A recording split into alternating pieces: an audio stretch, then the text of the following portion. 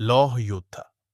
वीर अर्जुन की कहानी सर्दियों की कड़ाके की ठंड में लद्दाख की बर्फीली चोटियों पर, जहां बर्फ भी खून की तरह जम जाती है, भारतीय सेना की एक चौकी पर सिर्फ एक जवान तैनात था, हवलदार अर्जुन सिंह।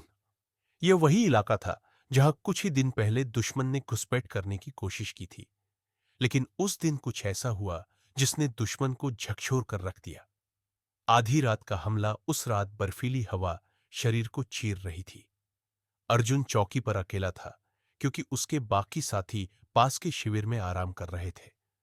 अचानक पहाड़ियों से आती हलचल ने उसका ध्यान खींचा।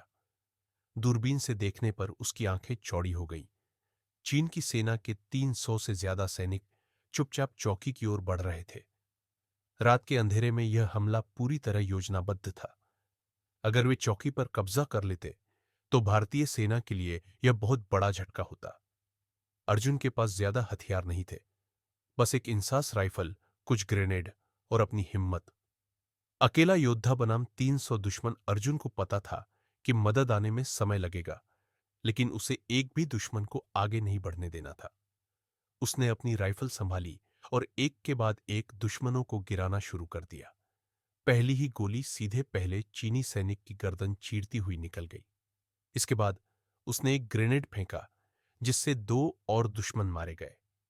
चीनी सैनिक समझ नहीं पा रहे थे कि हमला कहां से हो रहा है। अंधेरे और बर्फ की आड़ में अर्जुन भूत की तरह दुश्मनों पर कहर बनकर टूट पड़ा।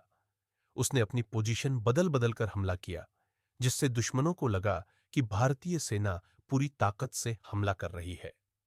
मौत का तांडव। चीनियों ने जवाबी हमला शुरू किया, लेकिन अर्जुन की रणनीति और हिम्मत के आगे वे बेबस थे। उसने अपनी आखिरी बुलेट तक लड़ाई लड़ी। जब गोलियां खत्म हो गईं, तो उसने अपनी खुखरी निकाली और नजदीक आए सैनिकों को खत्म करने लगा। खून की नदियां बहने लगी। चीनी सैनिकों में दहशत फैल गई। अर्जुन की बहादुरी और ताकत देखकर वे सोचने लगे कि यह कोई इंसान नहीं, बल्कि मौत का दूत है। अंतिम सांस तक संघर्ष। अर्जुन को भी कई गोलियां लगी थी, लेकिन वह रुका नहीं। जब आखिरी 10-12 सैनिक बचे, तो उसने एक बड़ा ग्रेनेड निकाला और चीनी सैनिकों के बीच जाकर खुद को विस्फोट कर दिया। एक जबरदस्त धमाके के साथ पूरी चौकी गूंज उठी।